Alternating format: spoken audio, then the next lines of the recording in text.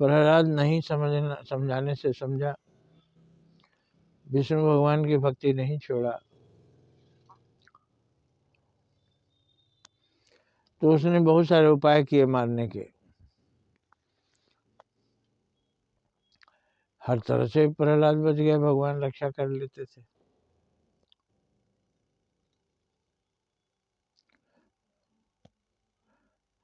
विषधर छोड़ दिया, वो भी नहीं काटा, स्वयं मूर्छित हो गया।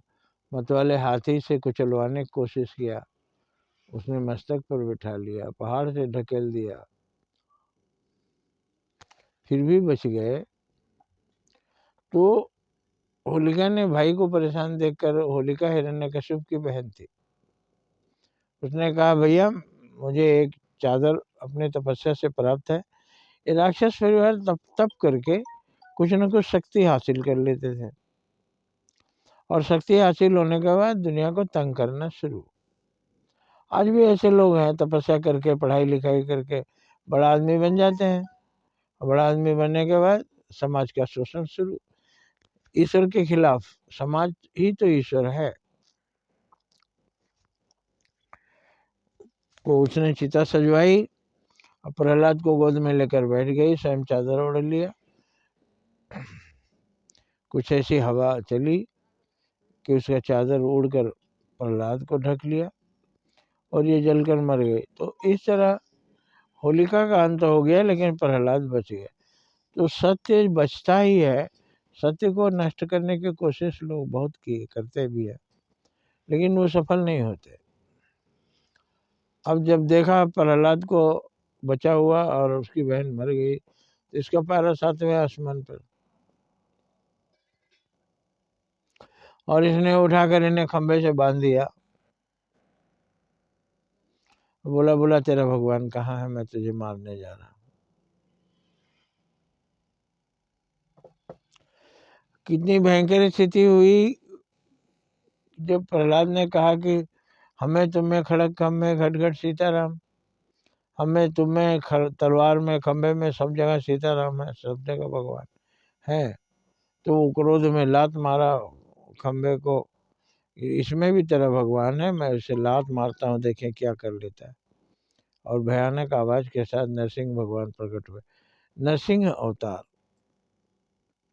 हुआ था हिरण्यकशिप का वध करने के लिए।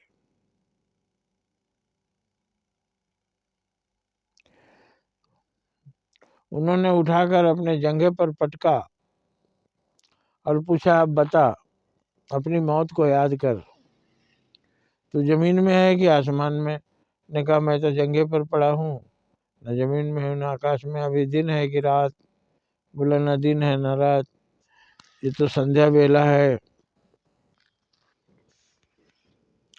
मैं कौन हूँ, आदमी या जानवर? उन्होंने कहा ना आप आदमी लग रहे न जानवर।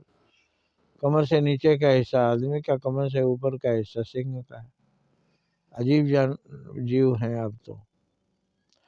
फिर उन्होंने अपना नाखून दिखाया, ये अस्त्र है कि शस्त्र? अस्त्र फेंक कर मारा जाता है और शस्त्र हाथ में लेकर तलवार जैसी चीजें चलाई जाती है। तो उन्होंने कहा ये नाखून तो न अस्त्र में आता है न शस्त्र में। तो याद कर अपनी मौत, अब तो तुम्हारी मौत आ गई। मौत आती ही है, चाहे आदमी बचने के 1000 उपाय कर ले। जो यहाँ आया है इस दुनिया में वो मरे गए। और नरसिंह भगवान ने उसका सीना फाड़ कर सारे रक्त पी लिए। रक्त एक बूंद भी जमीन पर नहीं गिरा, नहीं तो हो जाता कि मैं जमीन पर मरा। तो ब्रह्मा जी से वरदान। तो ये देवता लोग भी अजीब प्रकृति के होते हैं। प्रसन्न हुए तो सब कुछ दे देते हैं, सोचते भी नहीं कि कहीं ये हमारे लिए भारी न पड़ जाए। इसलिए हर आदमी को सोच समझ कर ही कोई काम करना चाहिए, सोच समझ कर ही कोई वादा करना चाहिए, सोच समझ कर ही कुछ देना चाहिए। वामन अवतार में बलि को उन्होंने नापा, विश्वामित्र ने परीक्षा ली, हरिश्चंद्र डूब कर बिक गए। तो इस तरह की चीजें नहीं करनी चाहिए। भस्मासुर को वरदान दिया शिव जी, भागे भागे फिर रहे थे। तो हमें सोच समझ कर ही कोई काम करना चाहिए। जय हिंद, जय भारत।